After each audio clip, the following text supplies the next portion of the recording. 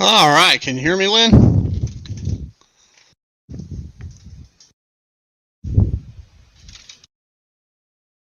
Can you hear me? On my side, the sound is working.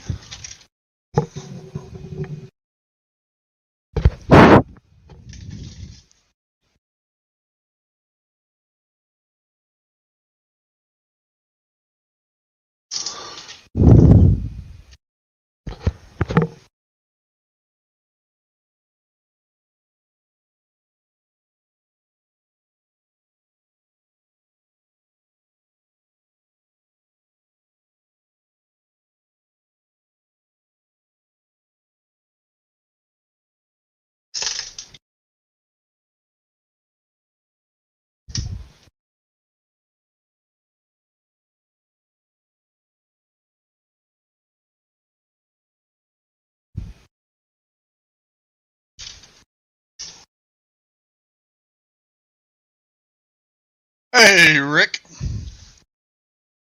What's everybody up to?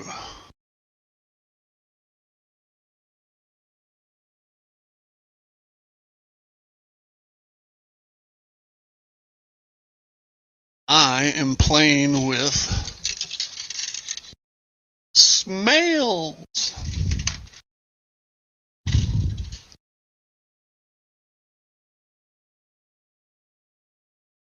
Posted a link if anybody wants to join me.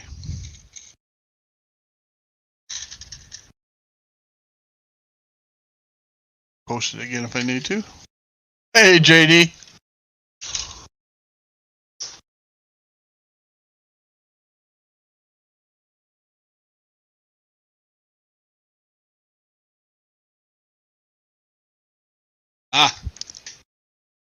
Well, it's supposed to get down to 29 here in Tampa Bay on Sunday.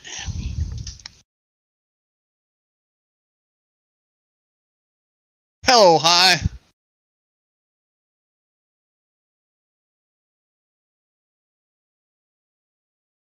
Yeah, that is the coldest it's been since I've been here in 5 years, so, or 6, or any it's been.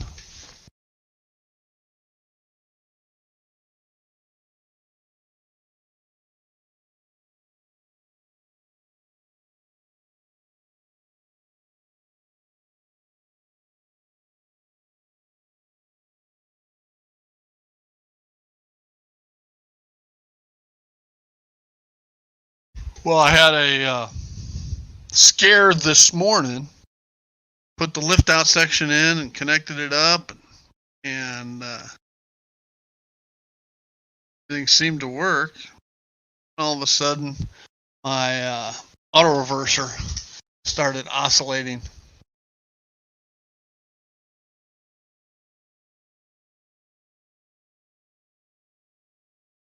Double socks, yeah. Hello, Ethan Armitage, up in Lisle, Illinois, next door to my hometown of Downers Grove.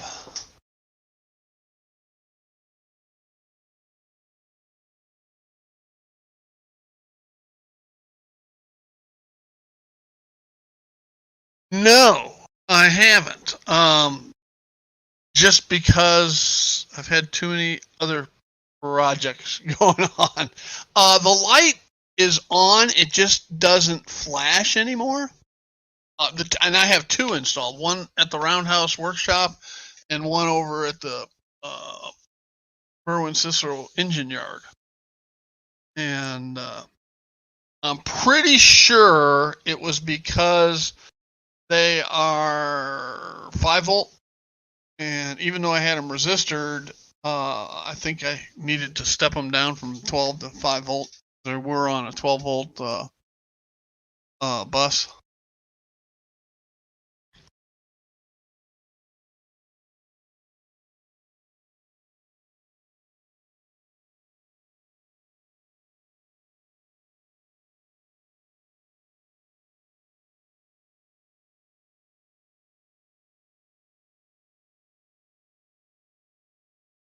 I think I'm just going to buy a couple better ones eventually, and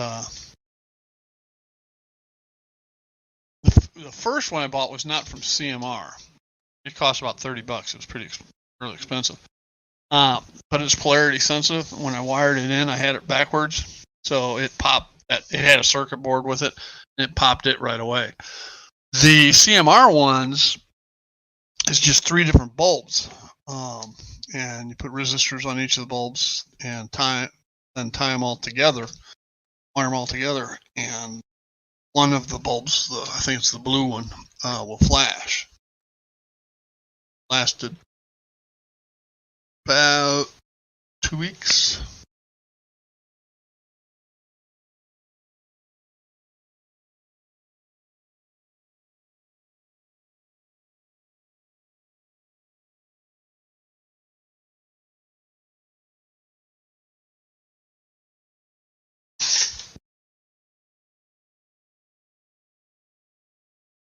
Anyway, back to my story. Had the lift out installed, plugged in, and then all of a sudden when a train would cross onto it, it would start oscillating. Reverse circuit. So I'd move it off of it, and it would still oscillate. And what I found it to be was over at the lift up section, because of the temperature changes, etc. The lift up section, the rails, there's a gap. It's supposed to be a gap. Well, there wasn't a gap, so the main power, phase 1 is one set of power supply. Then there's a booster for phase 2. Well, they had crossed. They made contact, and so it was throwing off my wiring. So I got the Dremel out and cut the rails again, and that's good to go. It wasn't the plug at all. Hey, Nissy! Yeah, Rick was saying you're going to put 2 pairs of socks on. I saw you on Jim Tedesco's last night, except I watched the replay this morning. I had a meeting I was at last night.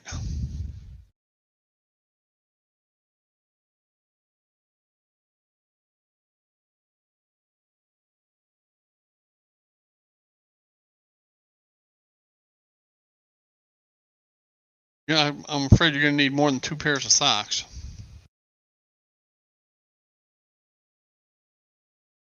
I still have all my old winter jackets.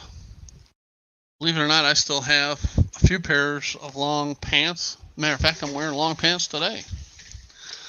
All right. And real shoes. See, I got pants on. They're not shorts. Oh. Hello, Mr. Jimbo.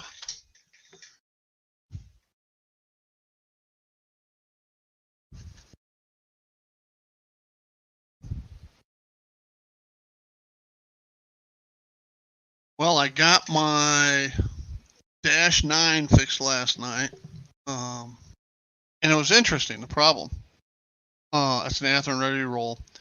The hex drive, dog bone to a hex drive, and so the parts I had come in this week. I got some yokes, not yoking around here, and some dog bones. And so I put it in, and new one's in, and still had a little bit of an issue. What it is, those dog bones snap into the yoke. They'll swivel, but they're snapped in. There's a little ball on the end. And the hex drive is in the flywheel. Well, what happens is if it comes unsnapped, that hex goes further into the flywheel, and there's a space back there, and it would just spin. And even when it was better, it lasted longer, let's put it that way. When I put the new yoke in and dog bone. But, yeah, Mr. Jimbo, I order from Iron Planet Hobbies all the time. Their prices are discounted. Don't order off of their eBay site. Go to their webpage. All right, their webpage, the prices are less than on eBay. They don't have to pay the eBay stuff. So if you go in and order off of their website, and it's a below retail number, and then apply Heath's code, plus they do free shipping. I haven't found anybody else to beat it. They may not have everything, but boy, they've got a lot, and I use that code all the time.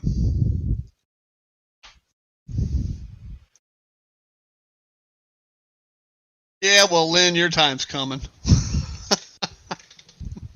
Didn't put a jacket on. So it'll be up to, what's it supposed to get to today? 70, Nissy? 60s. I forgot. Find out. High today is supposed to be 67. Okay. Which for Tampa's cold. Now next week,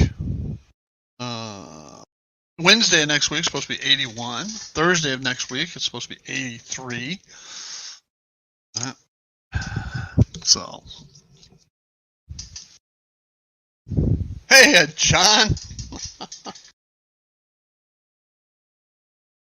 Those you haven't met John Linton before, he's part of my track crew. Well, was part of my track.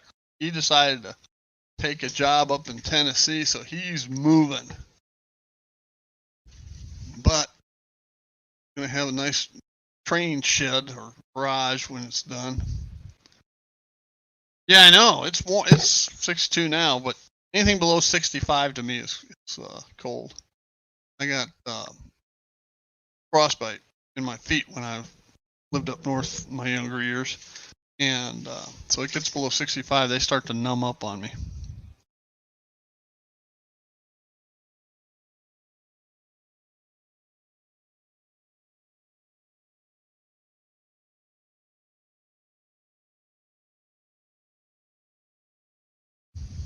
There's a link if anybody wants to come up.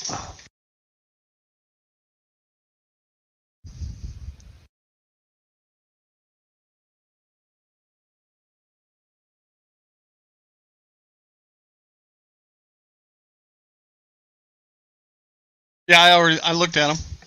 I put a teary-eyed face on your PM there, John. You're not working on the layout. You're dismantling your layout. Working on the layout implies you're building it, improving it.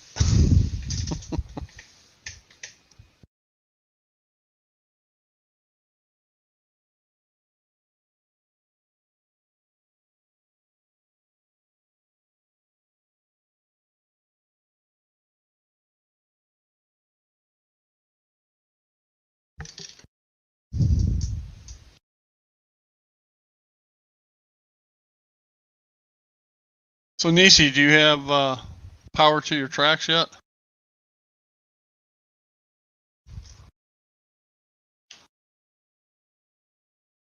There's Mr. McCurdy. Hello, Lynn. Good morning.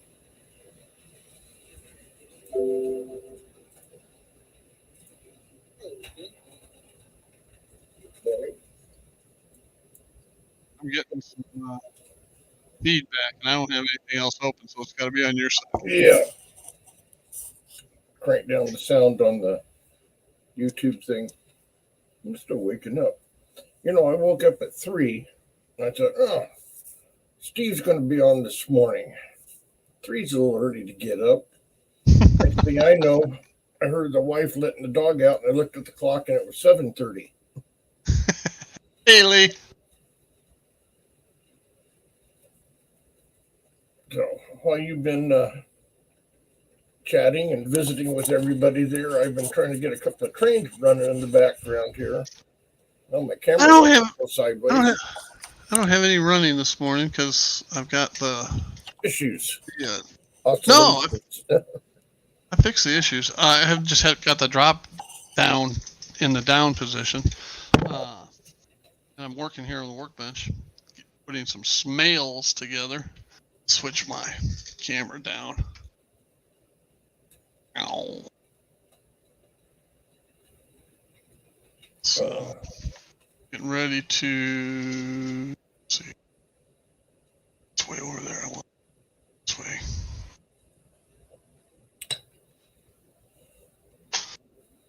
Solder these on. But for anybody that hasn't put a tortoise or Smail together before, not that hard. You get some piano wire, that pack of parts. Parts is parts. And it's got the tension bars, screw, and some piano wire. Well, I used a little bit heftier piano wire than what comes with it. 0.032 music wire. Same thing.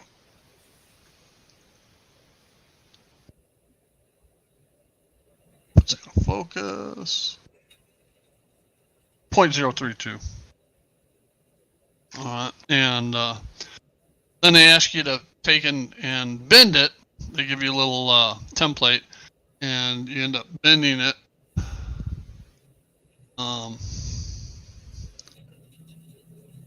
Put a 40, you put a 90 in and a 30 degree, so that you can install it on the Smail.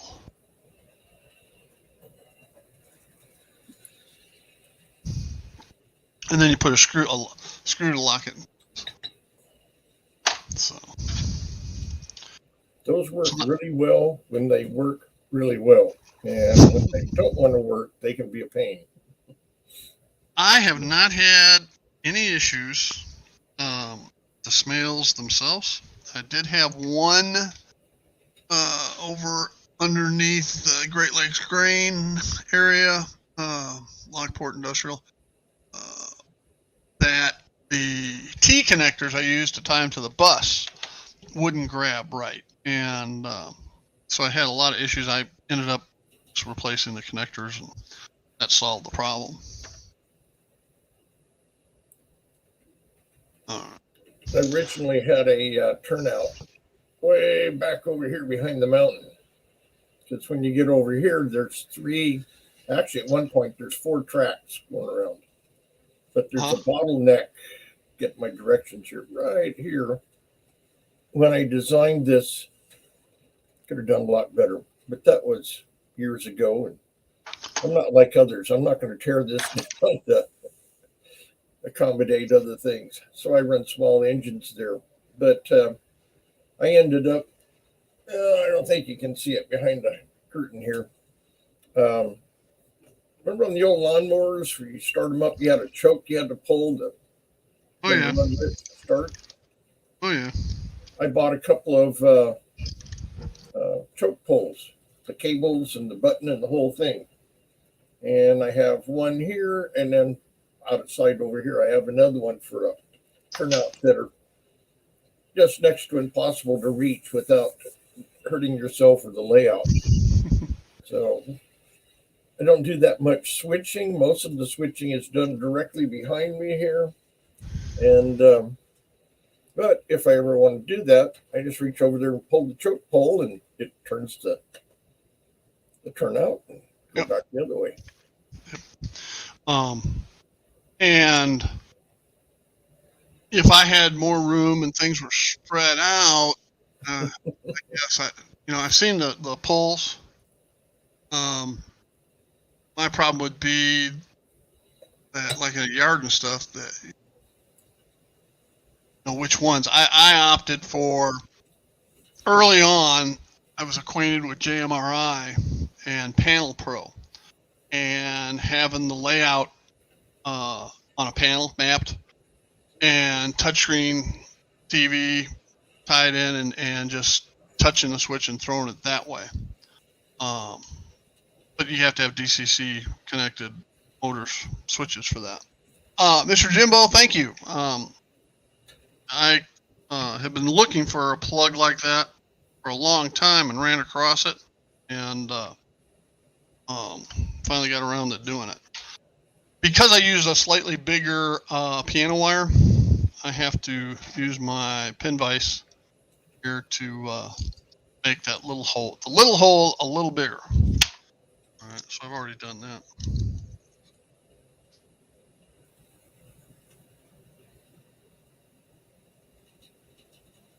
That might have been my problem because where you call that, excuse me, wire cable that you're working on right there. I just used what came with it, and it just never wanted to. It would move, but the track would go far enough, and I'd get a derailment there. This little bar, yes, here. Yes. You can add more tension by bringing it down. All right, which will make it throw further in each direction. So I always start with it up high with the least amount of tension on the wire. And if it doesn't throw far enough, because the way you have to mount them, you're supposed to have it set in the middle, like I have it right there, and then have the switch set in the middle. Then you run this up through the hole, and then mount it. Well, inevitably, it's up. The wire's up top, switch is up top. This is down below, and inevitably, this thing isn't positioned 100% perfect. Right? And so it'll throw further one way than the other way, and then you just slide the bar down until it throws it the way you want. So where were you 10, 12 years ago when I built this mess? I had no idea what I was doing at the time. Yeah. This is my first venture into tortoises, aka Smails. Prior layouts I had were always Atlas solenoid switch machines. And you get a short nose, and boy, they just melt. So. Now I'm jumping back and forth here so I can see a little bit of the chat, not everything, because I don't have all that fancy stuff you do. I do see that Niecy's here this morning, and I did my whiskers and I combed my hair, put my teeth in, and I'm almost bright-eyed, not quite yet. I got trains running. Now, I did have an issue with this Smail today.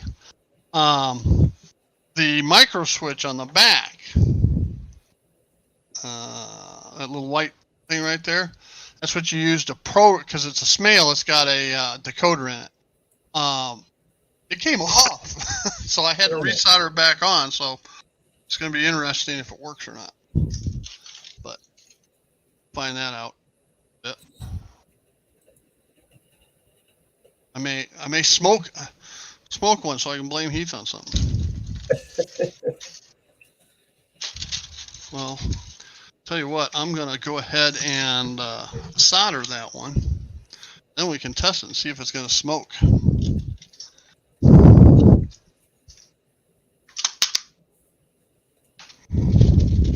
And I do have everything positioned today where I can actually see. I don't have to turn around to see the screen. So, actually follow the chat in case Container Man Roy Hardwick comes in.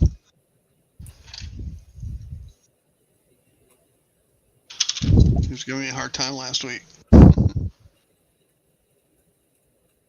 I've started work on my next abandoned building, getting into the weathering stage of it, roughing it up, collapsed a couple of windows missing. Someday, if I live long enough, I'm having other modules, and mentioned before, going to have a ghost town at one end and a mine at the other. So this is one more interesting. The building, like right back here, is a old Campbell kit. Oh, yeah. Kind of followed the directions for the first paragraph, and then I threw them in the trash. And well, I didn't. You saw them. I didn't throw them away, but I stopped following them. And the building size kind of fits in with everything else on the first two rows here. The buildings in the back are, forget the name of them, but some of them I made just out of scraps, and some are those white metal buildings put together. I picked them up on a yard sale back in 2008, 9, something like that. This building is from BEST, and they make really good stuff. Uh-huh. But when I compare the building size, it's, I don't know, an eighth smaller. Yet the doors and windows are the same size. So Shorter people, I guess. I guess, yeah. But for a perspective thing, I'm going to put it way in the background and the other one up close.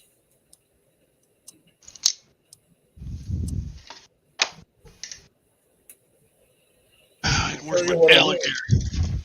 This is the rundown building, and here's the other one. But when you compare the doors, they're pretty much the same size. Maybe a tad smaller, but they're right about the same size door. That's weird. But the building itself, you can see how much smaller. Yeah. But, and I mean, 2 stories. Yeah, something's not right there. But they're both advertised as HO. That, I'd say one is and one isn't. Yeah. I'd say they put HO doors and windows in both, but not the right size. But like I said, this will be up front, and this will be out in the back, and it'll be kind of that forced perspective they talk about.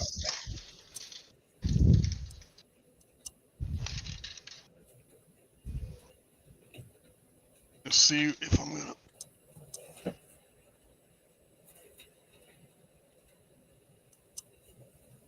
Yeah, there's Do we have any this is bets? another kit, not the same one. Any bets whether I smoked this decoder or not? I mean, this Smail. They had the bad switch. You got papers? Excuse me, I didn't say it, did I? Use a pipe. You know,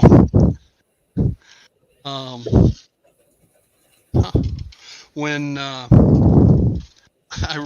in the mid '80s, I wrote the drug testing policy for the company I worked for, Fortune 500, and this is way before DOT did anything and so forth, and so I was kind of the drug enforcement guru for Fortune 500 company, and so I quickly learned that I probably don't need to be partaking anymore. I got a problem with this. Well, maybe not. Okay. Try to program this and see what it does.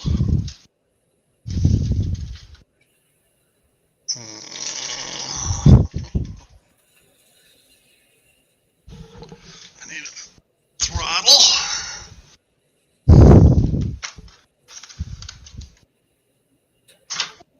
Yeah, I've worked at mostly car dealerships. I've done other work, but mostly car dealerships. In the 80s, they started cracking down on the people that were getting stoned at work, which is not a good idea, especially around cars. And they hired a company to come in and do testing. It was the old flip some hair and send it in. And there was a number of mechanics and lot lizards, as they call them, that they were in a bit of a panic. So they offered anybody that wanted to, they would send them to drug rehab. If they didn't want to, they could quit and it would be on their record, or they could take their chances on the test. Oh. And I knew some of the guys. Before I was married, I'd spent time with them. I knew what they were up to. And I wasn't squeaky clean either, but came back to results and they called everybody in, the salesmen, the management, the ladies in the office, the mechanics, the guys that swept the lot, and they announced 100% clean. A couple of guys had quit, but they said 100% clean. And a couple of us were kind of like looking around like something ain't right here. They found out a few months later it was a scam, not the company I worked for, but the people they hired, that they took their money, but they never did any testing. And so they couldn't get a lawsuit against them. They just tested everybody as negative. Huh. So a couple of years later, maybe about 5, they decided to do it again. Since I was in some service department, I was in on it, and they were going to bring a drug lab, portable drug lab, on the dealership and have everybody tested. And they would pick a day when absolutely 100%, no matter what, you had to show up for work. You had to be there. And then they were going to draw 3 names out of the hat, and the 3 would be tested. And they would do this every 3 or 4 months. Uh-huh. Sounded good. Yeah, okay, let's see what happens. One of the salesmen had requested almost 1.5 years in advance for time off for a family reunion out of town. And he didn't want to quit. He was a good salesman. Everybody liked the guy. And they didn't want to lose him, so they said, okay. So they broke the rule. So they drew out of the hat, and I was in on it. They didn't draw out of the hat. They picked a couple of people they thought were okay, and then they would look for somebody they questioned. But supposedly it was all random. Well, since this one salesman wasn't there, they did have to pick a random number for employee. Huh? They picked one of the mechanics, and this guy was not only a straight shooter, but religious, family, beyond reproach. He was fine. And it was my job to go out and tell him that he was the alternate. And he asked me, he says, do you think I take drugs? And I go, no. And he goes, so where's this guy that they drew? And I said, well, he had family and he had to take off. And he says, I refuse. And they'd already discussed this earlier, that if anybody refused, it would void the whole program. And they wanted me to go out there and convince him. And I'm like, okay. And I said, do you have any reason to think you won't pass? And he goes, no, but he says, I know my rights. And he said, this is considered harassment, and they broke the rules, and I'm not doing it. And he says, why don't you come with me? I'm going to go use the payphone. They had a payphone. And he went to the phone. He called up his parents, and he says, do we still have a lawyer? He says, I need to contact him right away. And told him what was going on. So I reported to my supervisor. I go, the guy not only has refused, he's contacting a lawyer, and the lawyer will be down here in a little while. And they, that was the end of drug testing. They never did it because they had to pay for all this regardless. So that's why drugs go. I have others. Well, they would have been perfectly within their rights if they hadn't violated their own process. Right. If they hadn't even said that, Yeah. And it was interesting. Now, I worked at a Saturn store, and that place was really lenient. But one Monday morning, there was a lot of commotion, and everybody's running around, and I hear about all these cars being destroyed. young guy that his job was to clean the cars and move them around and, air the tires up, stuff like that. And he had pulled the car around and literally ran into 4 other vehicles and then hit a wall with the car that he was driving. We get caught up on the chat here. Hey, Derek, how you doing? And Robert, howdy ho. So they dragged this young man in, literally, and they said, we're going to send you out for a drug test. And he goes, you don't need bother. He says, I partied all weekend. I'm still stoned, and I'll just quit. And I go, no, wait a minute. You just can't quit. And again, I was kind of in the back row, but I got to hear what was going on. And he was like a little confused, more than the drugs. He was confused. And they said, so how do you plan on paying for all the damage that you just did? And the whole place just went stone quiet. At that point, I went back to work. I don't know what happened. Nisi, you'll be happy. Nisi, you'll be happy to learn no blue smoke. My soldering on that micro switch worked out just fine. Good.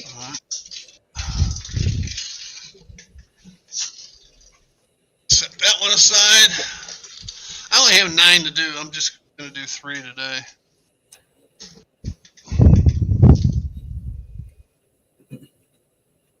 Somewhere around here. Oh, there it is. You'll see in a few minutes a train run around upstairs. I finally got all 4 of the ABBA units working. Oh, okay. I turned the sound off because I had 3 engines in here running with sound, and it was loud, really loud. Now I got everything hooked up. I realized the cars, that's why I didn't start talking right away like I usually talk too much, but they're all horn hook and plastic wheels, and they weigh almost nothing. So I've been talking with the train freak and about what's the best way to go. I found on eBay the couplers that these just pull out, the other ones plug in, so that's taken care of. And then whenever I hit the lottery, I'll buy metal wheels for them all, because there's like 12 cars and there's 6 axles per car. That's going to cost. Yep. Yeah. Just when you think you're all done, you got everything in metal wheels, then you go out and buy something new and more metal wheels. Well, I'm somewhat stocked up on wheels and everything, but the right ones for the passenger and enough to do all the cars. If we ever get another train show, which sounds like it, it's just everything is changing daily around here. I was going to ask you. I mean, for a while there, it was like every weekend you were going to a train show, and I haven't seen anything from you lately. Yep. Well, they canceled a couple of the big ones, and we're waiting to hear. There's supposed to be one in mid-March, close by too. Great train show, but we haven't heard whether we're in it or not. Then the point is, if we are, then I'll take these units that are running around and the cars. Even if I don't run them, I'll set them up for a photo op. So. We got a train show in Bradenton next weekend, which is about 45 minutes from here. Trying to go to the way. By the way, I saw where your wife liked my comment about the, what would we call it? The case of wine that she brought home? She came home with that. I'm going, what the hell? What happened was one of their parishioners had a building that he rented to a business. Okay? Well, that business distributed wine. And they got behind on payments and just skipped, leaving all this inventory in the building. Well, the owner of the building didn't have a liquor license. so he couldn't sell it. So what he did was he donated it all to the Catholic Church so he could take it as a tax write-off. Right. Well, they had all these cases of wine, and the priest, my wife is the sacristan, or she's some volunteer, and I'm not Catholic, so anyway, so the priest called her and said, "Do you want some wine?" She goes, "Oh, okay." And how many you want? She goes, "I don't know, 2-3 bottles." So she gets over there, and he had a whole case for her. When we met, she didn't drink. You corrupted her. Yeah, I did. Surely did. That one ain't gonna work.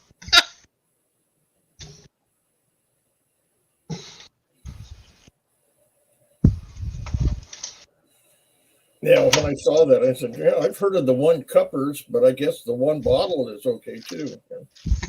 For those outside of the religious field, if they don't know what one cupper is, there's a big debate between certain Protestant groups that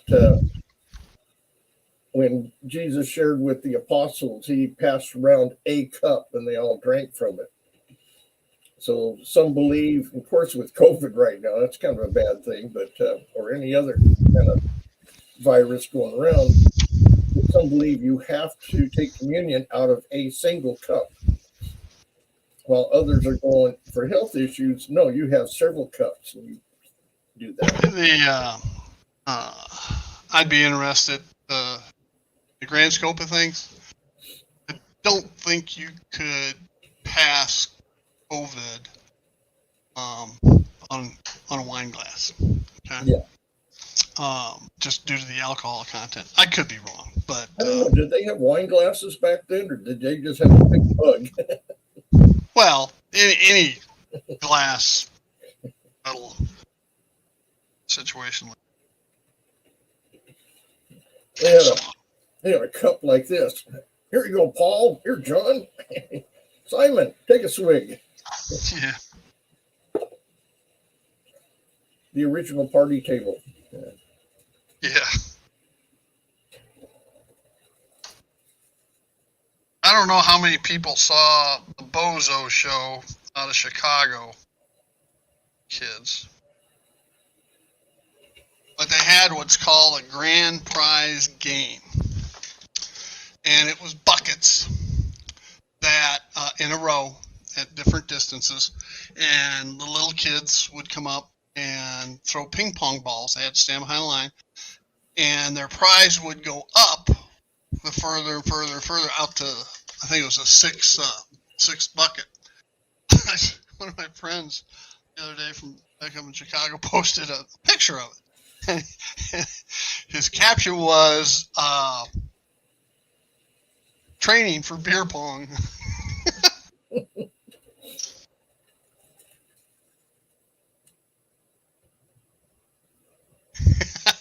I tend to agree with you, Nisi. Yes, Derek, I did.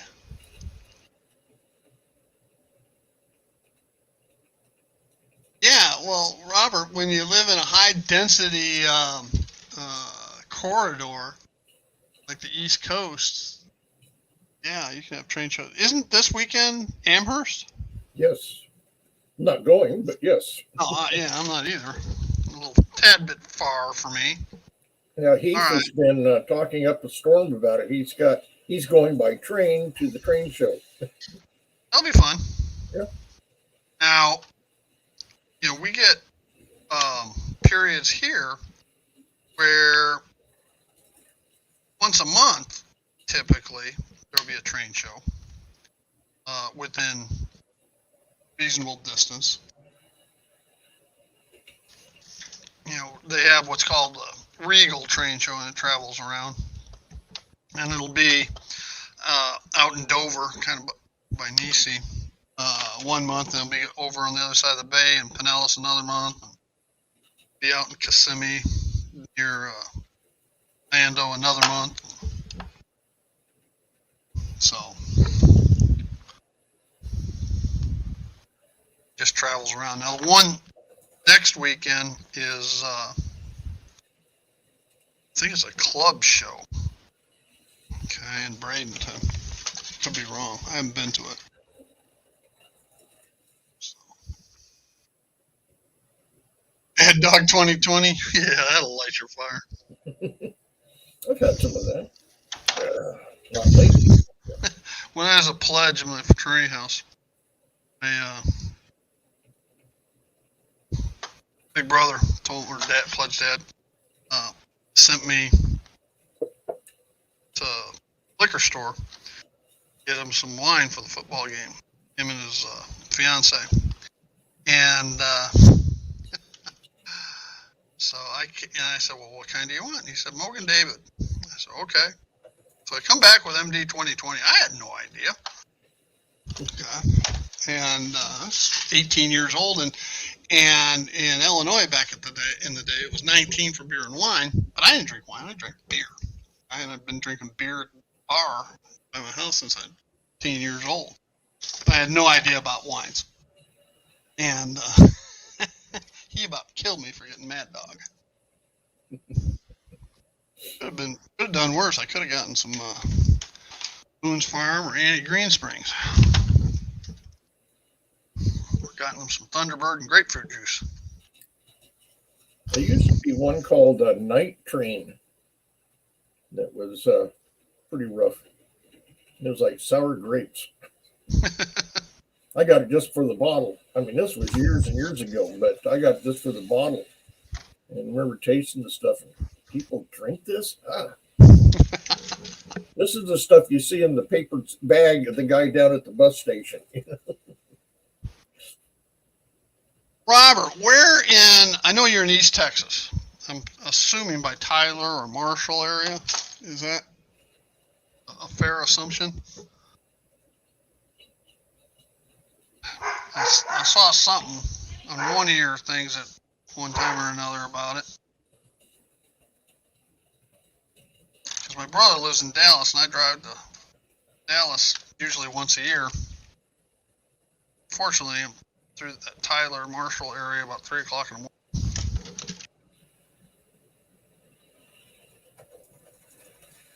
Oh, Zitniks? Where are you at, Mystic? Where do you live?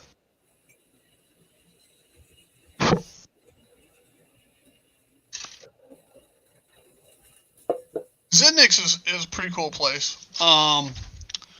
It's more a lot of Lionel stuff, and a lot of HO, and a good amount of N-scale. But what they specialize in is used and new old stock,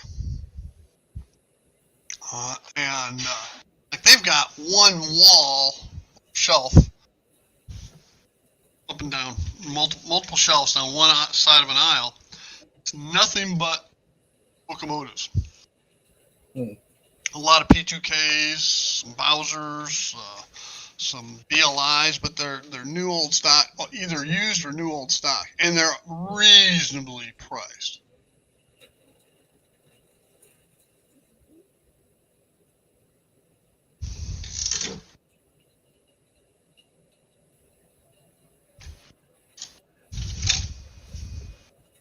On the flip side, Gulf Coast model trains down in Sarasota that I go to a lot is new stuff. Now they have some used and new old stock, but it's mostly new stuff.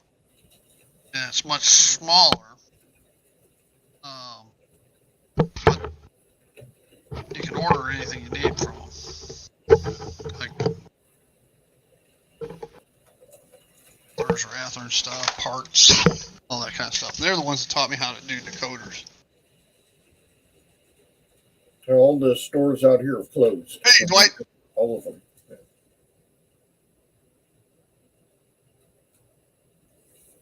Always answer me. They can hear me. They just choose to ignore me.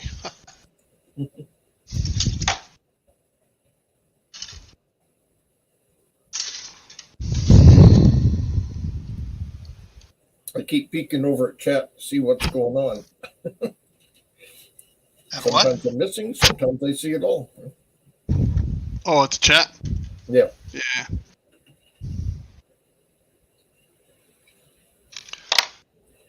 I'm sure there's some way where I can see this screen and I can see the chat over there at the same time, but I'm not going to worry about it.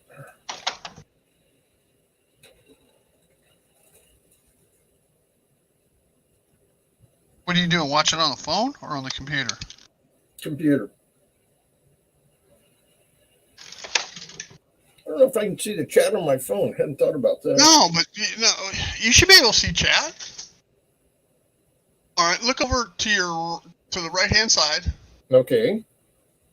of the pictures, and there's if you hit comments over there, it changes it over to the chat. Or it says comments. Yeah.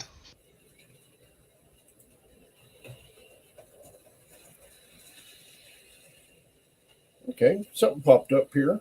I had never seen that before. Should be the chat. That's no, man. Thank you. You're welcome. Yes, Mr. Linton, their sales will drop a bunch. John would go there at least once every weekend. Then I'd get text messages from him with pictures of all the stuff he bought, making me jealous. Now, John, I'm not ignoring what you brought over last Sunday, and I'm saving that for my mail call, which will be out tomorrow. 2 to 3 times a week. Yeah, I bet you do. Yeah, you're going to have to scope out and see what's there in the hills of Tennessee. John is moving to part of Tennessee you can't get to from here. It's on rural areas of the Cumberland Gap. Not the Cumberland Gap, Cumberland Plateau. Cumberland Gap's quite a ways away. But to put it in perspective, if you ever watch a movie about Sergeant York and the hillbilly area Sergeant York was from, that's right about where John's moving to.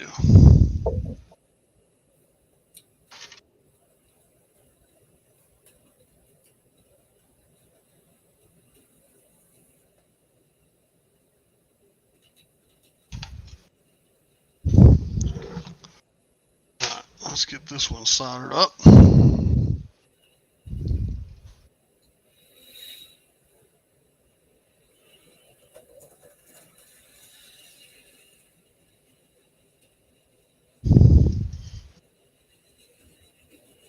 Now, buy these tortoises or Smails terminal blocks or solder pads. I've used them both, and I prefer the solder pads. I've had too many wires come out of the terminal blocks.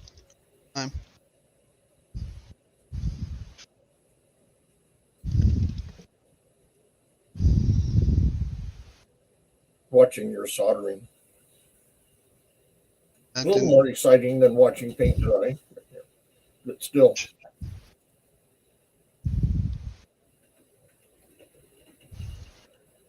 I'm thinking you're going to burn your fingers there, though. Yeah. You know, I've only burned my fingers in 50 plus years of soldering. I've only burned my fingers less than a handful. Matter of fact, I can't remember the last time I did it, but I won't profess to say that I haven't done it. Welcome back, Hi. I burned my foot once soldering. I have done that. I've been barefoot Yep, and I had a drop of solder fall.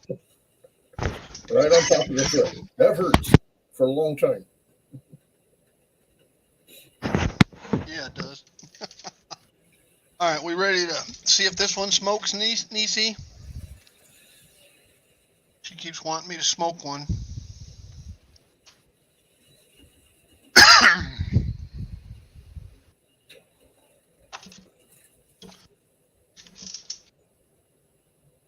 I'm going to trim some of these before I do. As soon as I find my small dikes. Ouch. I have problems with soldering irons that they tend to only want to solder in one spot on the tip. You just need to clean it. I thought I've cleaned it, retended it, and all that, but it still seems to act up. I get them like that, and I just brush it around inside here. And I have had to change tips a couple times.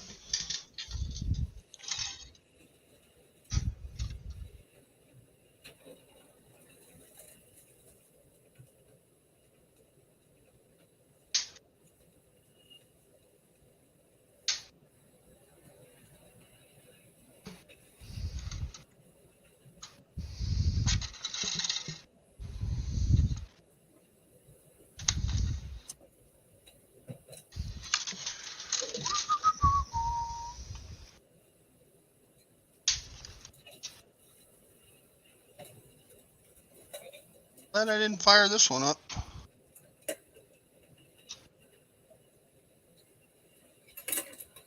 I've got this fancy dancy soldering station, but this is the tip that keeps. It probably, I don't know, I've cleaned it several times, but I don't know. Then I went out and bought a new one. It's still in the box. Because I just haven't had anything that needed soldering lately. I get working on that module, there'll be a lot of soldering. It's all the drops and feeds and stuff that goes with it. I forgot who I was watching, but somebody was talking about soldering decoders. Guy soldering decoders, soundtracks decoders, and he'd get done and decoder would be bad. So he got hold of soundtracks and sent a representative out to look, and he couldn't find what I was doing wrong, and so he soldered one up, and it was bad. And it was tested out of the factory as okay. And what it turned out to be was inside the soldering station, something was not right, had gone bad inside the soldering station, sent some kind of signal through that blew up the decoder every time he soldered. So.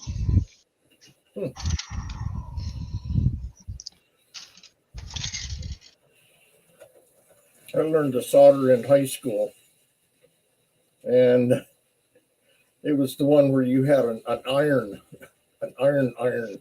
Oh, about this big, and it went in a gas-fed oven till you heated it up red hot, and we were basically soldering like two panels of metal together.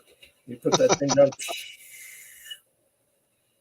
well, I chuckle every time I see on Facebook the commercial where showing how they weld these pipes and stuff together, and I wrote them, said, you guys are not welding. That is not what you're doing. I said, you're soldering. Mm-hmm. And they're two different things. Welding melts the two metals together. Soldering, you're just adding metal that sticks to both sides.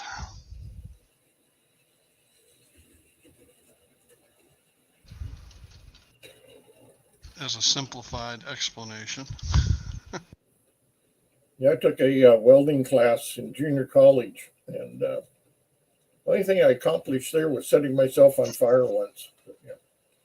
Eric said soldering in sandals will keep you on your toes. You got that right.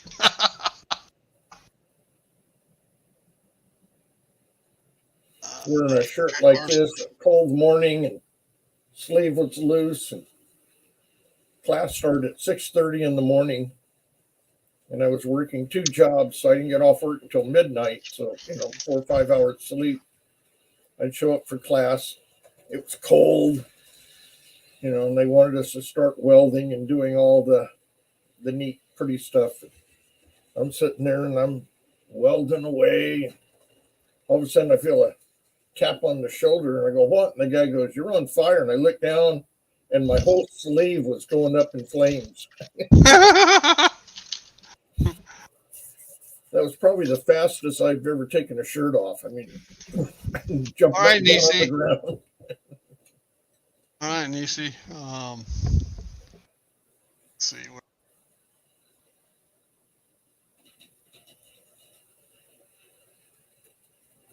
All right, watch for blue smoke, Nisi. I have track power first.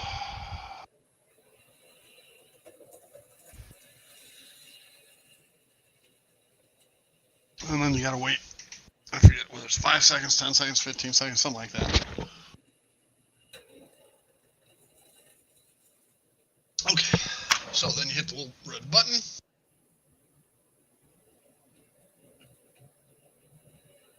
Didn't flash, so I didn't have long enough time, so let's try it again. Now it's flashing. So this one I gotta program to 30. Switch. Okay.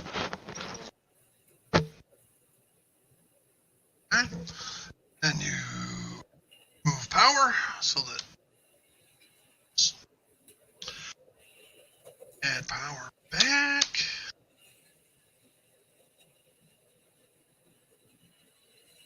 And let's make sure. So switch.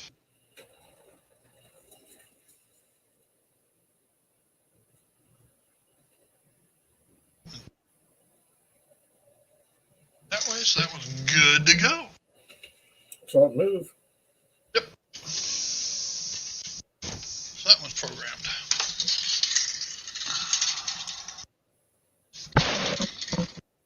Mark them of what number I programmed. And I've got on my screen a listing of all my Smails numbers for them. So I know what they have available. Let's see.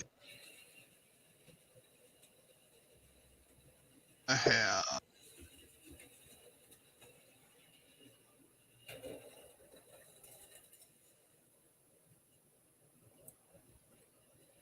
Kind of felt sorry for Heath the other night, although he tells me that he just wants to see what he can do. And a lot of times it doesn't work, as last Tuesday. That he was getting all this stuff out for programming decoders and wires and track and all these gadgets and everything. And I look over and I'm going, 2 wires, throttle, and 2 tracks. Not that complicated. It's more complicated than you think because it's the DCC and what he's trying to do. The problem he had, and part of the problem he had, I instigated because I was wrong. I was under the impression PR4 you could program with it, but you couldn't run a train with it. Okay, so you wouldn't be able to test. Therefore, you had to have a DCS man station. And he found out, he and Roy Eatham found out that, yeah, you can hook up the PR4 to do program and run one locomotive. Okay. And they figured that out after the fact, after the stream was over. But the other problem he had was his PS14 his little wall wart. I've got one over here. These things go bad, and you don't know it. That's the problem. These PS14s. Yeah. Okay, because they got indicator lights. An indicator light will say it's okay. But the PR4 requires 14 volts and 300 milliamps. That's what Digitrax specifies. Heath was able to eventually get it to work at 13.5. Well, I had the same issue, and it's happened 2 times previously, where my PS14s have gone bad on my PR4, and all of a sudden my computer link to the layout won't work. And it's all because of these. So, for shits and giggles, I tested the voltage on this, and it's only 12 volt. Oh. Okay, so something goes bad in these to take them down from 14 to 12 volt. So, and at 12 volt, it won't power the PR4. So that was the other problem we had. And I've had that problem twice before myself. So. Yeah, he and I have talked a lot on, private on the side. And a lot that he's doing is just to see what he can accomplish. Not Yeah. that it's the easiest or the best, but, Right. let's just see if we can do it this way, which is okay. It's entertaining of sorts. And I got to commend him because, you know, he, anybody that shows stuff that goes bad, and will take the ridicule for it, gets my respect. That's for sure. So, and it's hard to do things if you don't know what the pitfalls are. All right.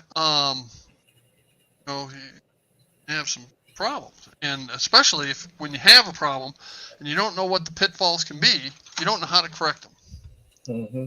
So, lucky with engineering background, fault tree analysis is, if this, then this, if not, and it's like computer logic, okay? If then statements. This, then this, if not, then that. Just like if baling wire won't work, duct tape. I think my issue is I can't even hammer a nail in without bending it, and that's why in the service department I gave up working on cars. I broke more things than I fixed, but I can tell somebody how to fix it. High school, I worked in a full service station, so got that experience. Architectural engineering. School, did an internship with a large, extremely large, engineering contracting company. Got that experience, and I figured out I didn't want to be an engineer. So I changed my major to as a first semester senior to transportation logistics. And let me tell you, not much transfers over. So it took me 2 more years to get finish up. Then I ended up with a job where I did a lot of engineering shit.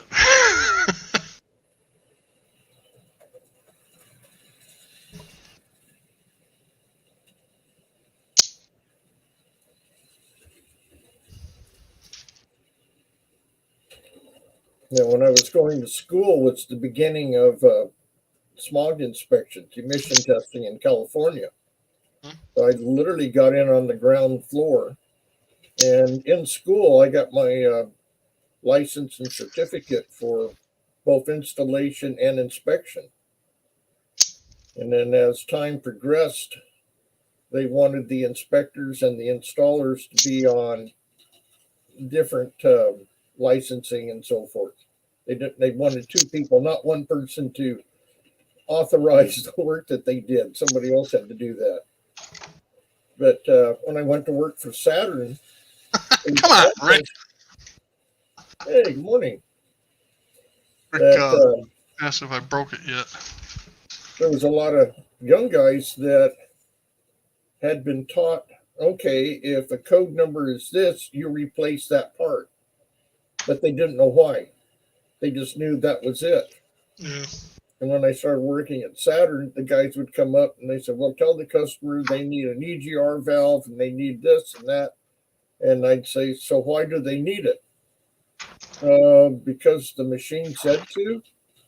And I go, that's not good enough. You know, why? These poor guys, they had no idea. It didn't take long. I ended up training the mechanics on why they were replacing the parts, why they failed, what was wrong with them. But with the other service advisors, they would go to the customer and they said, oh, you need this and this. And that was it. They either okayed it or they didn't.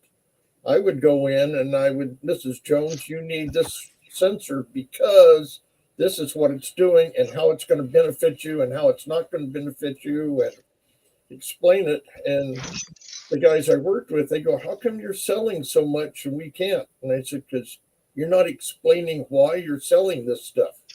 You know, it sounds like you're just selling them something and you might as well be snake oil.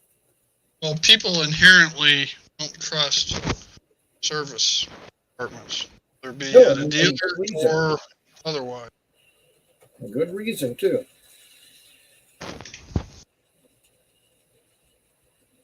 After Saturn, I got into it with Honda. I got into it with Honda. I got a hybrid Accord, and at 30,000 miles, they were quoting me close to $600 for a 30,000 mile checkup. And I said, "What for?" Yeah. And well, we need to change your brake fluid. And I said, "Whoa! Yeah. Back the truck up! You're going to change my brake fluid?" I have cars 200,000 miles plus, right? That I've never changed the brake fluid. When you do a brake job and redo real cylinders and that kind of stuff, you had to add a whole bunch more, but never had to change it. When Saturn closed, I was about a year and a half unemployed, and my old Saturn boss called up. He'd gone to work at Hyundai and asked if I'd come down and fill in when people went on vacation or sick or whatever, which was okay. And he paid me well to just show up and work for a day or two. And they were coming up and they were saying, no, it needs a power steering flush and it needs brake fluid flush. And yeah. Okay, are these cars that bad? I mean, I had a 52 Dodge panel truck, flathead 6, that I drove it into the ground and never changed the fluids. Well, they'll show you once in a while. But look at the discoloration. All right. Yeah. Yeah. That doesn't mean it's bad. Yeah, exactly. And I asked them, I go, why? And they go, well, it's recommended. Who recommends this stuff? Some engineers. And literally, there's nothing in the owner's manual that says to do this. This was stuff that the dealers were pushing. The Honda one did. Did it? Because I looked it up. I'm going, geez. No, I had a hard time with Saturn because I'd started out with Chrysler back in the 70s. And back then you adjusted the valves at 600 miles. Well, you don't do that anymore. And oil changes were every 3,000 miles. All of a sudden they were going 7,000. And now some of the cars, they're going even higher than that. I've got a 10-year-old Equinox that literally has had nothing go wrong with it. The only thing I've ever had to do is oil changes. Okay? Standard servicing. And every time I've taken it in, I tell them, check the brakes. Tell me, no, sir, brakes are fine. It's got 150,000 miles, not dollars, 150,000 miles on the original brakes, and they're still fine. Figure that one. I mean, it used to be what, every 40, 50,000 miles he had to change Yeah. them? Yeah. So whatever materials, I think they've gone more ceramic. Whatever it is, lasts a whole lot better. I've got an old Toyota Tundra truck. It was a theft recovery. I bought it from the insurance company and had to replace a few missing parts and damaged parts on it. But I've been through 3 sets of tires, 4 batteries. Oh, younger Steve's here. Sorry. Yeah, that's okay. Hi, Steve. Steve 87. And I keep having them check the brakes, and they keep saying the brakes are fine. And I know I'm well over 100,000 miles on Oh, that. Andy? Oh. Getting caught up. See who snuck in on me. Somerset Andy. Got everybody?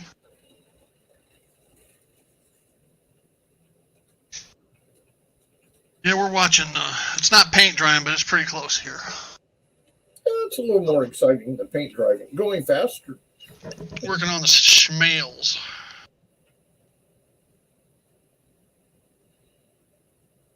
One of our club members, used to refer to the tortoise motors as turtle motors. Turtle motors? I need some turtle motors. You mean tortoise? Yeah, turtle motors. And he was serious. He didn't know the difference.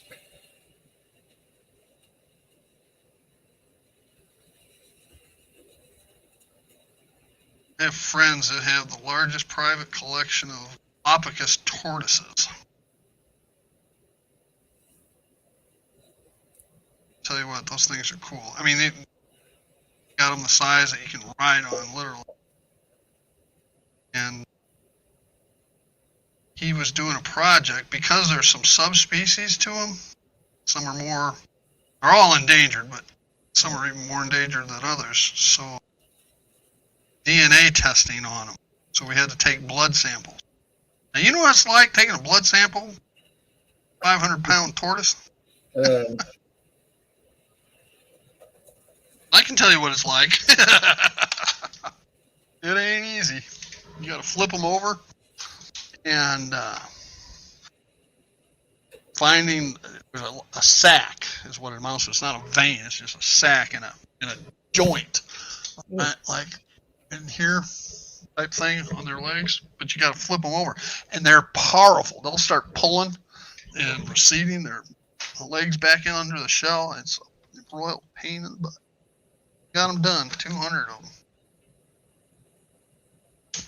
200? Yep. Wow. Say the largest private collection. He's a doctor, and it's his tax write-off. And his wife, she does exotic birds.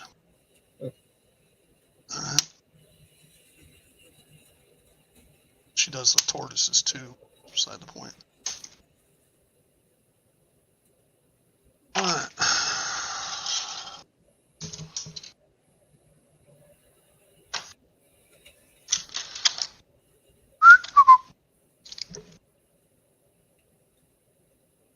Hey, Brian, what's going on? Like Derek's comment. Don't stick the wrong sack in, oh shit.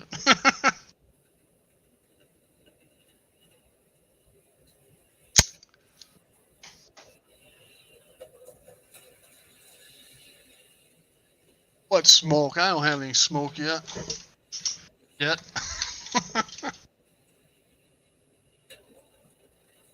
The wrong show for smoke. Yeah.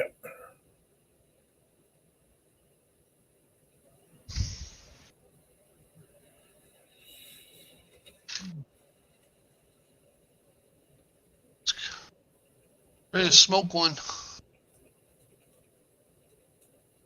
Find out what number I gotta program it to.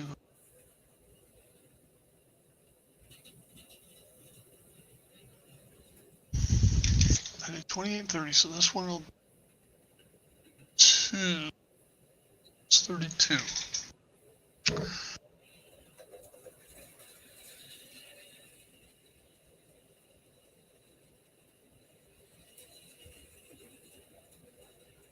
Switch.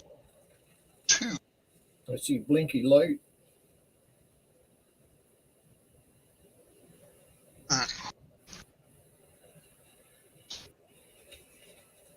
What I'm doing is programming. Looked like something moved. It did. Okay. Hard to tell. The real test is after you've programmed it to see if the programming sticks or not. So, switch 32 goes. So, got those done.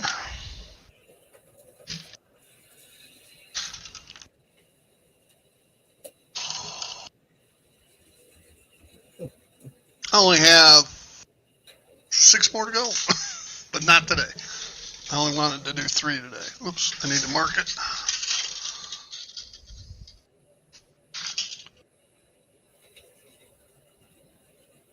Only decoder work I've tackled, besides swapping stuff out, is the old Athearn blue boxes. Putting new ones and putting new decoders in them. Yeah, those are easy. Yeah. Something I can do without messing up. I'll tell you, the hardest one was an Athearn blue box I did. It's this SW here, and I could not get an HO decoder in it. I had to put an N-scale decoder in it. This one. So it's got an N-scale decoder in it. And non-sound, because there's no room for speaker. Really needs a keep alive. No room for that. So I may give it another try one of these days. But that engine is it's 50 years old, and I'd just soon get a better one. I bought a BLI, but wait to the BLI and wouldn't stay on the flipping track. So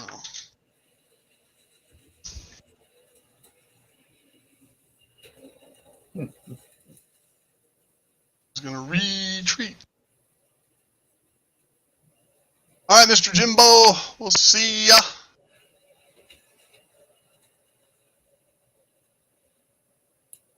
I'm seeing everybody saying goodbye to Nisi. I didn't know she took off. Yep. Back ways to find her, but yeah. Looks like Mr. Jimbo's leaving. Goodbye, Mr. Jimbo.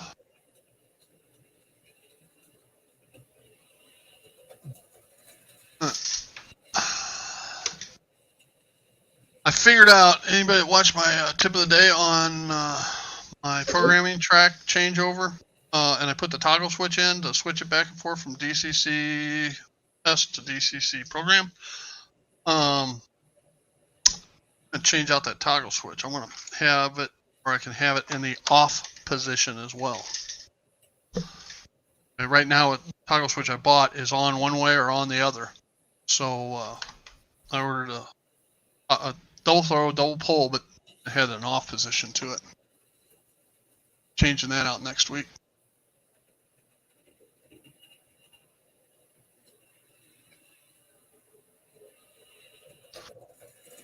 All right. Out. It's -9. I'll walk through what went wrong with it. How I fixed it. If anybody's interested.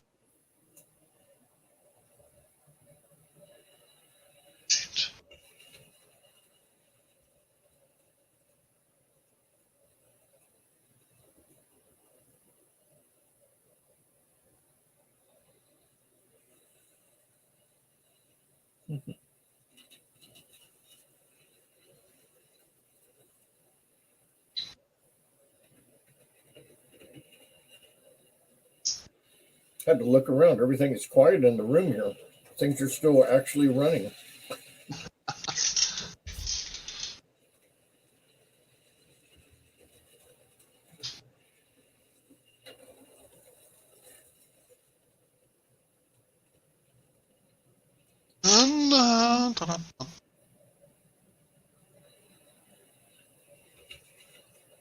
Yeah, I was really surprised at those Proto 2000s, how gummed up the grease was on them. These were out of the box. I mean, they still had the cellophane around the boxes and everything, so they weren't like Were they the old Lifelikes or the Walters? Yeah, Lifelike. Lifelikes? Well, that's why. Hell, they're probably 20 years old. Yeah. Well, the person that had them, what his widow told me was that, he bought all this stuff and then his health had declined to the point that he just collected. So, yeah, they've probably been sitting around for a long time. I know that the grease was just so hard the wheels wouldn't turn. Nothing would turn. Took them apart and worked with them. And all the mechanism in here is gummed up. Pull these off, it's all jammed up. But these were DC, and I wanted DCC, and I found a couple of used Proto 1000s.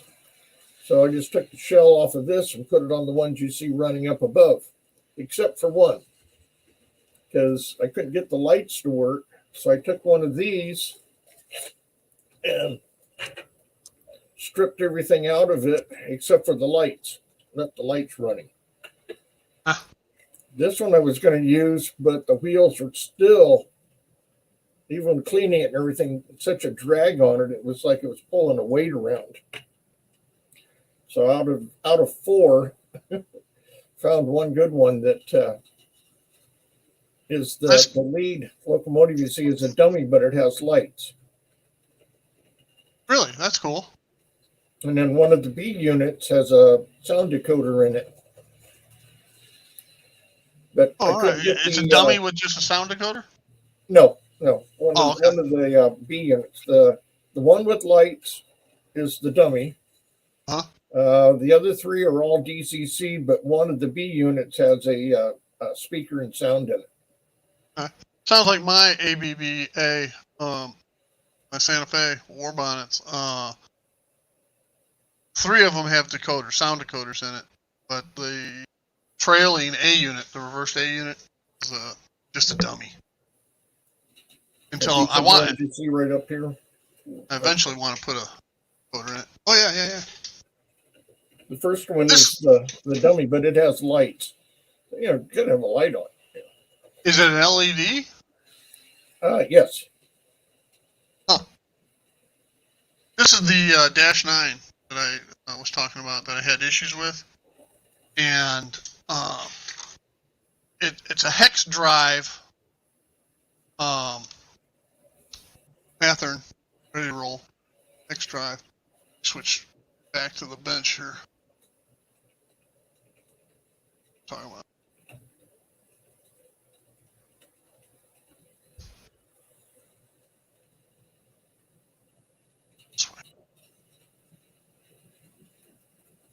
So you got a dog bone. And on the end of the dog bone, I've cut it off. There's a hex. Okay? And I've cut it off for a reason. I'll show you why here in a second. And let me turn my soldering iron off. Yeah. Something up. Okay, so on after ready rolls are real easy to take apart nowadays. Yep. Just take the couplers off and they come out.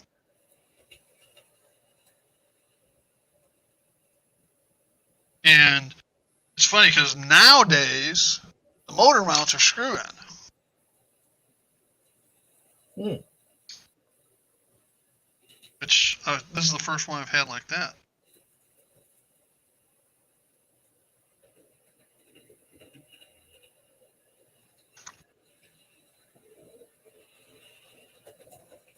I really need a foam.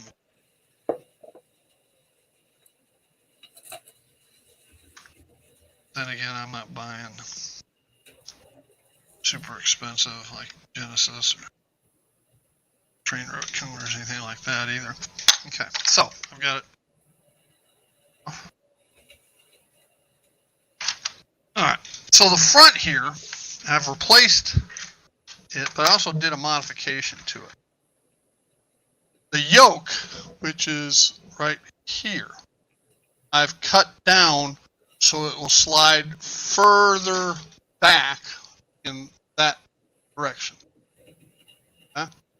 That means that the dog bone that snaps into place is pulled further out of flywheel. But it's still in that flywheel a good quarter inch maybe. If we look at the other dog bone, same size, yeah, it's still in there a good quarter inch or so.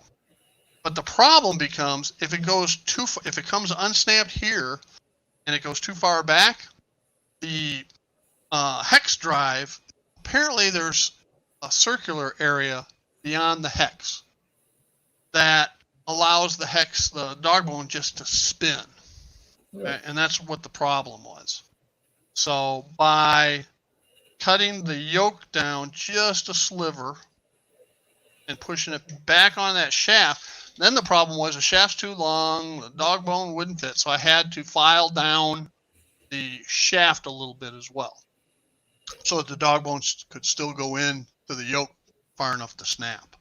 Now the other thing I wanted to do is I cut this other hex off because I want to put it in before the hex drive of this dog bone, right, to take up that space so that this dog bone, if it comes unsnap, can't get into that spinning area.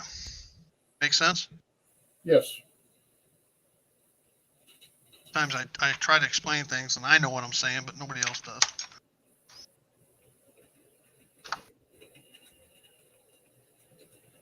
Definitely don't want to lose that. All right, so now if we look, if I can hold this up, all right, you can see the hex drive on the end of that flywheel. Mm-hmm. And if it goes in too far, there's a round area and it'll just spin. If you were here, you could see it. So by putting this cut off section X into that X drive,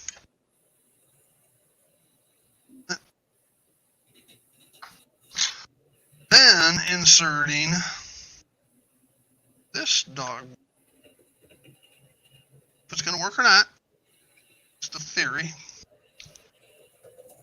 At least in this fashion, the if it comes unsnapped, and we're going to try it, shouldn't. Actually, it should keep it from becoming unsnapped. Now I'm going to try unsnapping it. It's unsnapped, but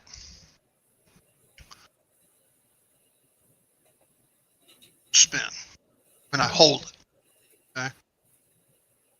Which is what we want. Now I want to snap it back in there. That little retainer, have you ever been trying to take one out or put one in and have them break in half? I have not. I've always worried about it though, because at that point you're up a creek. All right, so that's what I did. That's what I did to solve the problem. All right, and now we're going to test this thing, because this thing wouldn't even pull 3 cars up a grade before.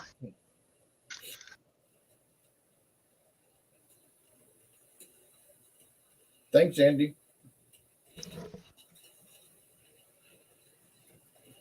Lean over so you can see more.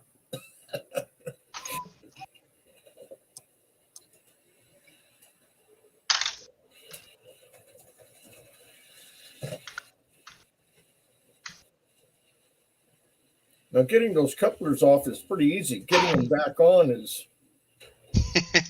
Yeah, the cover piece wants to come off all the time. Like Yep. right there.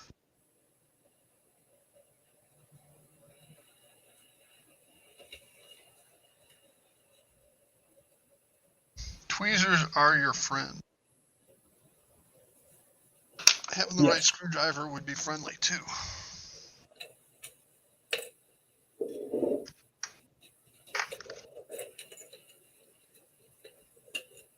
Now, adding that extra little hex thing that I just did, that was a hindsight 2020 type deal. So it was working fine before with my other modifications, but I just got to think, oh, that other dog bone's no good anymore anyway. I might as well utilize that hex and this thing, so to speak. Now, is it going to run?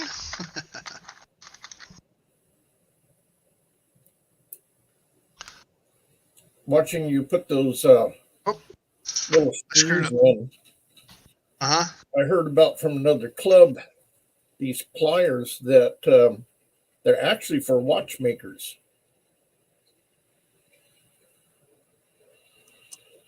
They got a little knot in the end of them, and they're bent up. There's one other thing that really good for holding screws. One other little tidbit that I didn't do, didn't check before I put this thing back together. And the front truck will not turn properly. And it's because that truck is not sitting on the pin up to the frame way.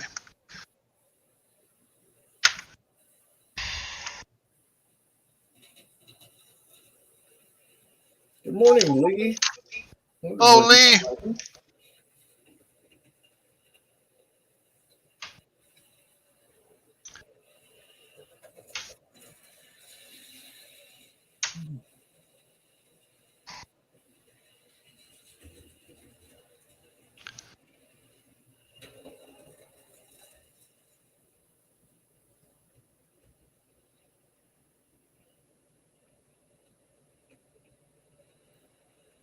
Steve, you know what I'm going to do? I'm going to exit here for two reasons. One, I need fresh coffee. Second is that the viewers will be able to see more of what you're doing there, because you're kind of cut off because I'm taking up half the screen here. So I'm sticking around. I'm not going anywhere other than get some more coffee. But I'll chat with you later and keep up the good work. Talk to you later. All right. No wonder it doesn't pull anything. It's an SP.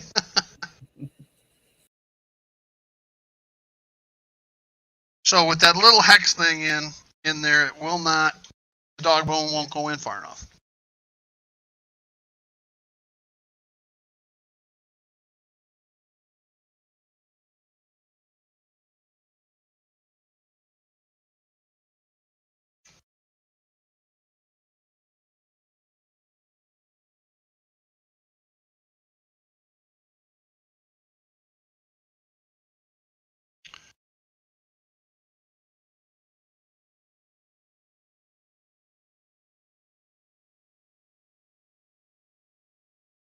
Yeah, I'm going to have to take that piece off. That idea won't work.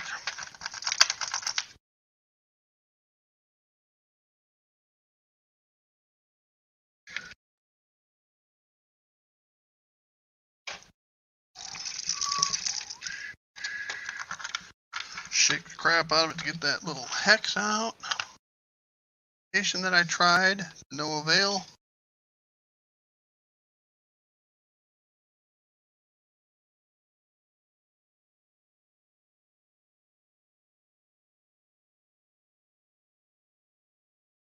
I could make it.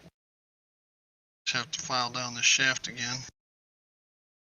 Slide that yoke back.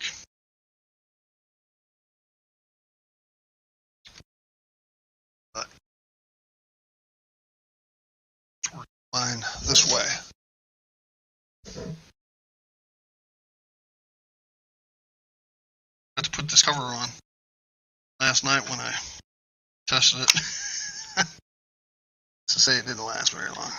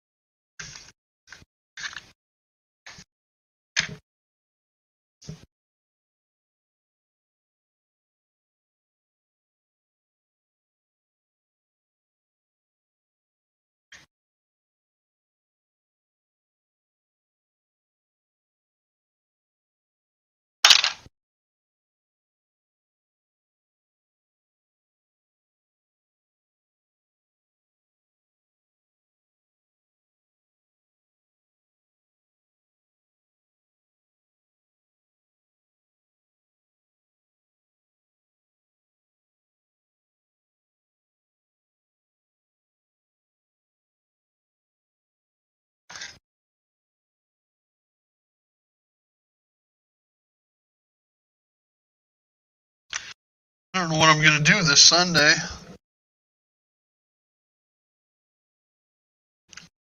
Mr. Linton doesn't come over. Trains.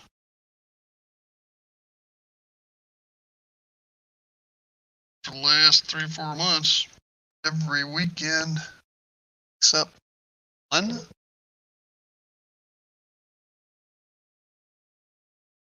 Trains or something train turntable.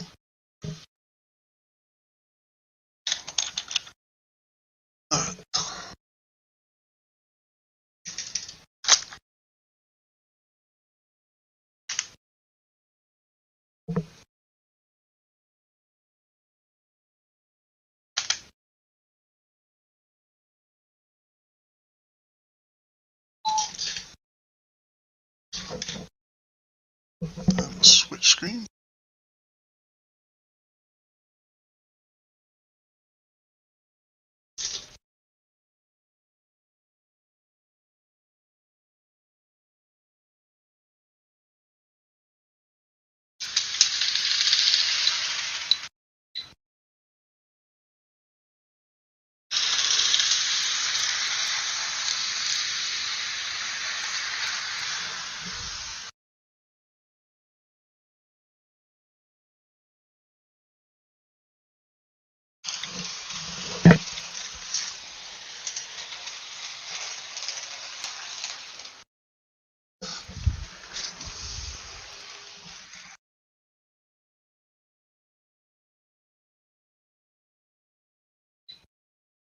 Just lost the drive shaft again.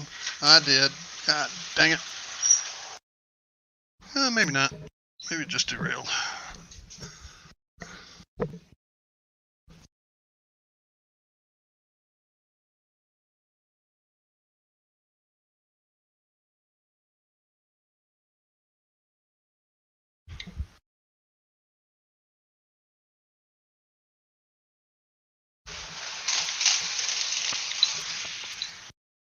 See if it'll pull anything.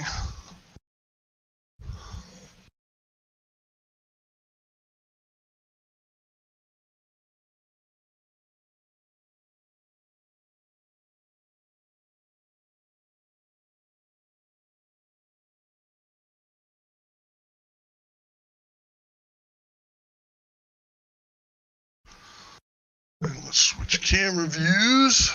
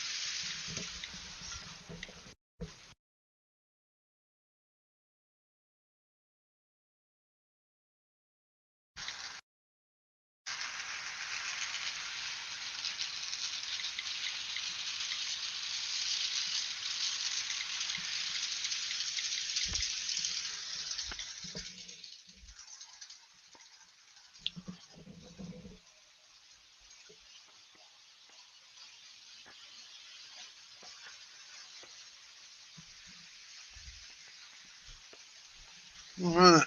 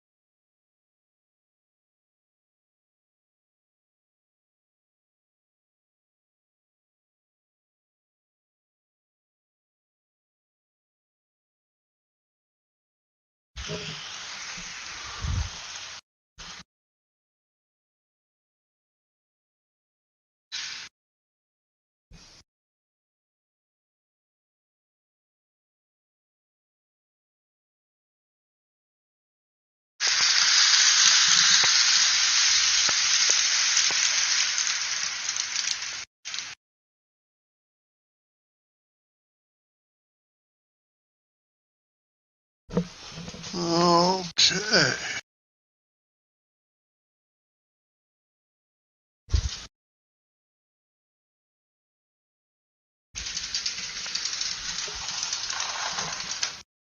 Like that switch. I'll be back to the chat here in a second, folks. Testing this thing out.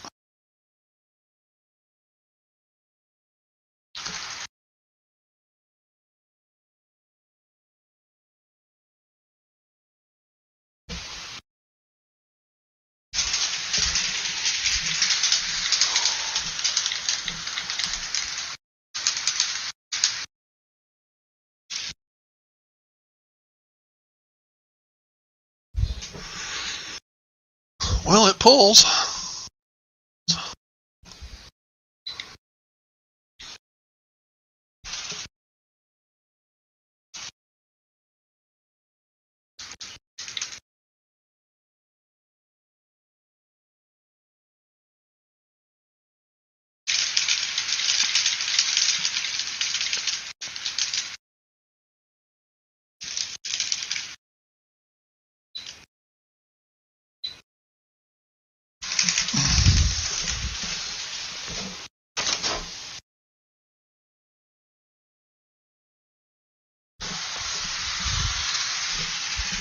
This is my Back to the Future engine.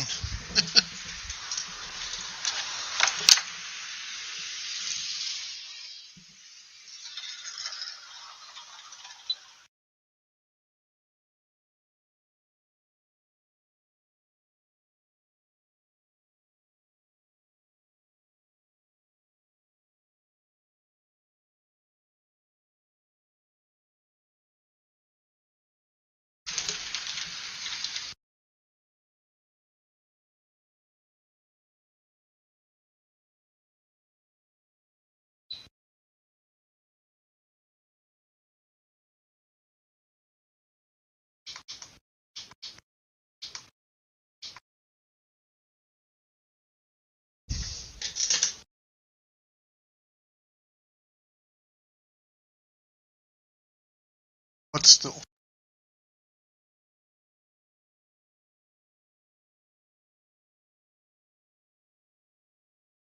Yes, Lee.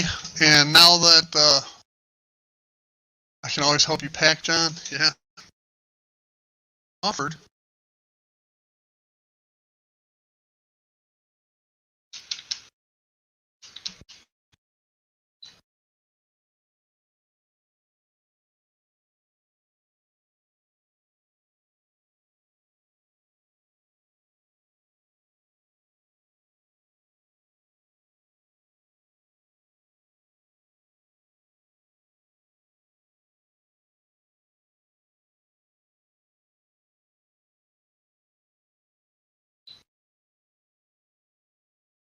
Okay.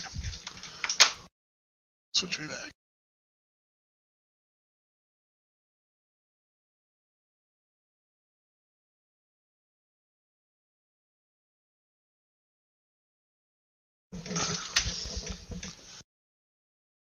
Yeah, she's good to go.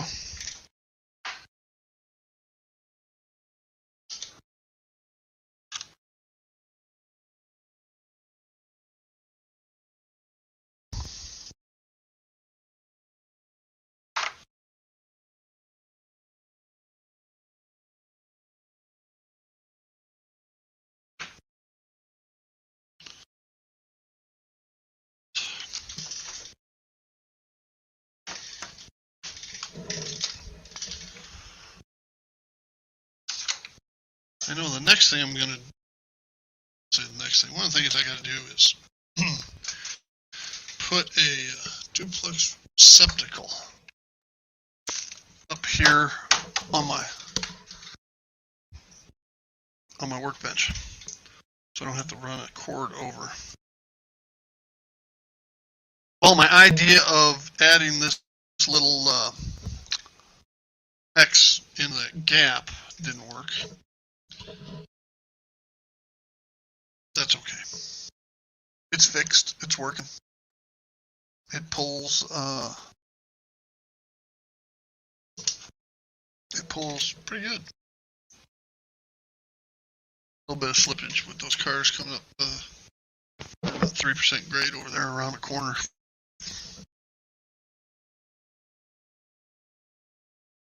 All right, we've been on an hour and 53 minutes. Time flies when you're having fun.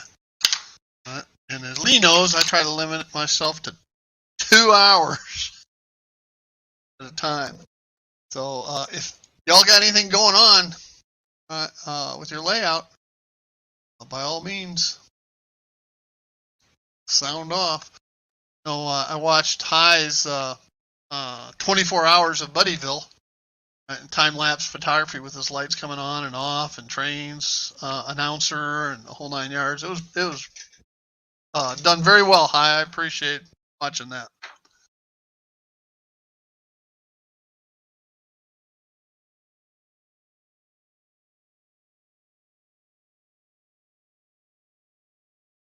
So, John, what day did you start? Did you tell me the 7th or something like that? You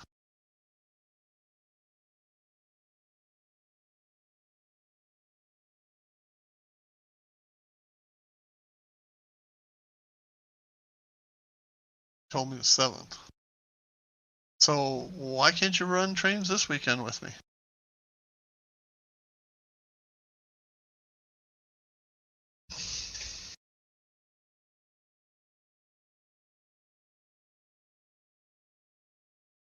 Yeah, I'm still working on the lift out over there. The 3 Smails I wired up today, those will be going over at the end of the yard. That'll give me switch access into the team track, and I can manually throw them in. And from the runaround track into the distribution siding. A lot to pack, huh? Anything but your trains and your guns and your wife.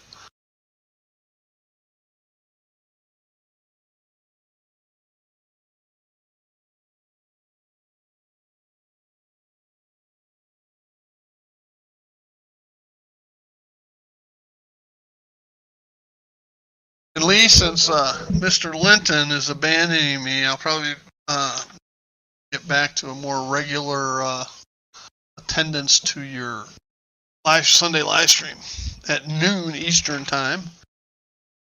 That care to attend. It's fun watching Connie paint dragons.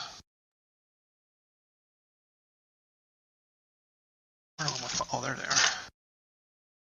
I think I'm going to move files because all my other files drawer over here. I didn't put these over there.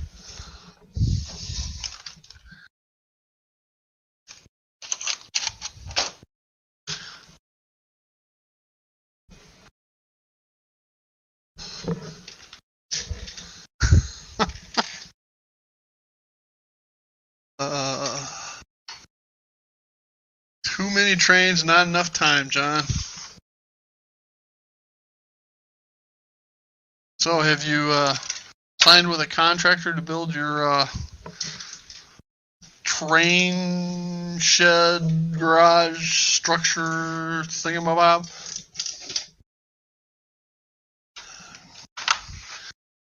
Hope you know they won't be able to pour concrete for a while up there anyway. Well, I guess they could, just add calcium to it. But you know that, you're a civil engineer.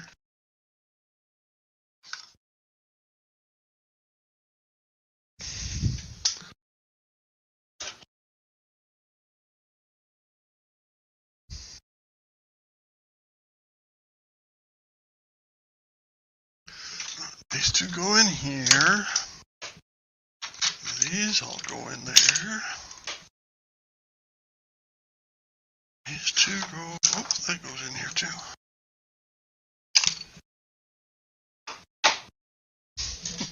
Come on, you're falling behind, John.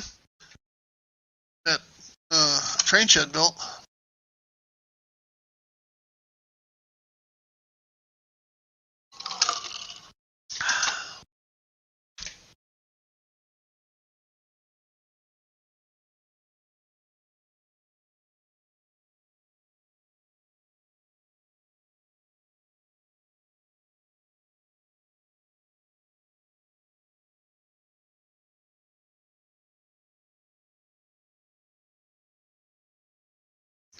Having a house, Kyle, definitely makes a difference when building a layout.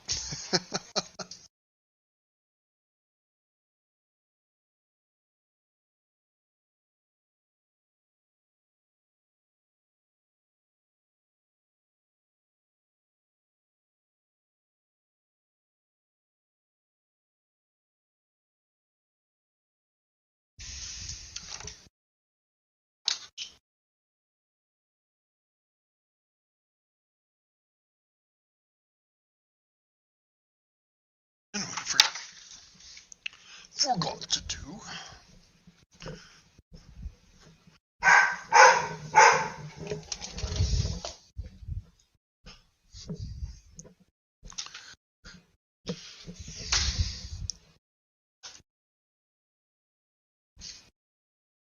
One of the things I forgot to do on these Smails. Now, you notice I wired all the connections on these Smails. Even though I'm only going to use the red and the white, at least to start with. All the rest are wired to two different double pole, double throw switches. Double pole or a single pole, double throw? I don't know. Switches for like electrofrogs or for signal lights, etc.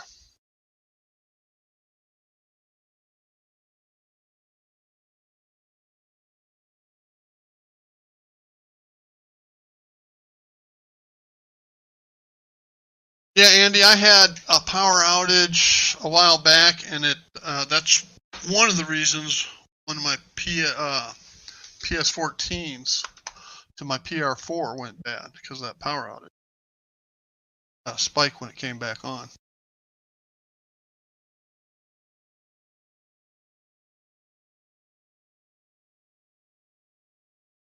Anyway, getting back to what I was talking about. I use T connectors, and I have not stripped all the wires, just the red and white, because those are the only ones I'm going to use initially. So I need to crimp those on.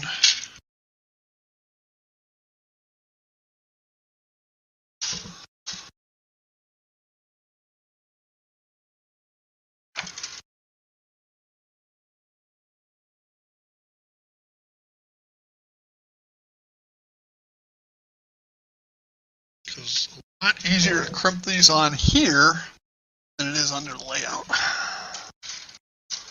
Now I still have the T connector, the other side that these plug into. I gotta put those on.